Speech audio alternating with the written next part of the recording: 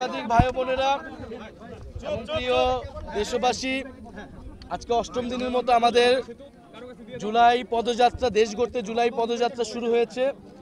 আমরা আজকে কুষ্টিয়াতে আছি এবং আমরা আছি আবরার ফাহাদের এলাকায়, আবরার ফাহাদের বাড়ির পাশে তার কবরস্থানে। আমরা আবরার ফাহাদের শহীদ আবরার ফাহাদের কবর জিয়ারত করেছি। আমাদের পাশে শহীদ আবরার ফাহাদের শ্রদ্ধেয় বাবা, উনি উপস্থিত আছেন। আবরার ফাহাদ বুয়েটের মেধাবী শিক্ষার্থী ছিলেন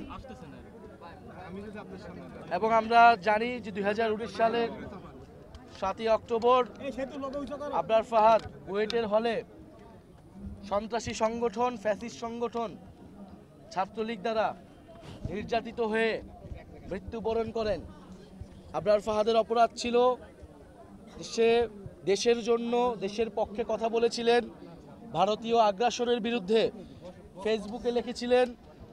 বাংলাদেশের সাথে যে চুক্তি করা হয়েছিল, ফেনী নদীর চুক্তি করা হয়েছিল, যেখানে বাংলাদেশের স্বার্থ ক্ষুণ্ণ করা হয়েছিল, এরকম বাংলাদেশের স্বার্থের পক্ষে আবরার ফাহাদ কথা বলেছিলেন দেখে আবরার ফাহাদকে ভারতীয় তাবেদার সংগঠন, ফ্যাসিস্ট সংগঠন ছাত্রলীগ সারা রাত নির্মম নির্যাতন করে হত্যা করে এবং আমাদের ভাই আবরার ফাহাদ শহীদ হন।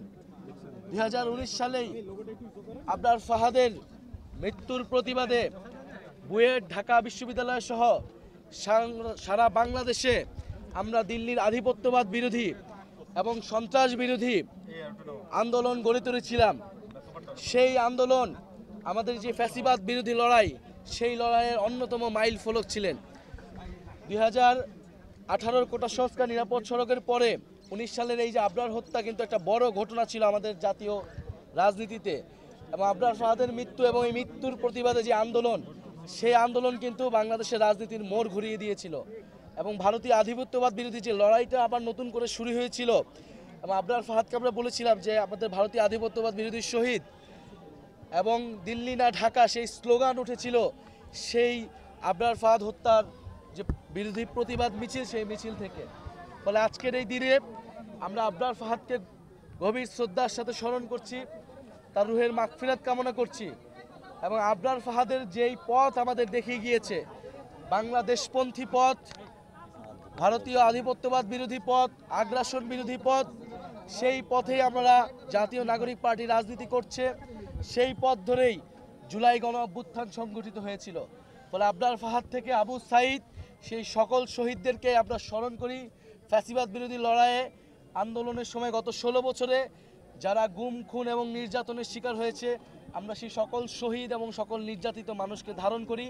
এই দেশ গড়তে জুলাই পদযাত্রায় আমরা সেই শহীদদের আকাঙ্ক্ষাকে ধারণ করছি।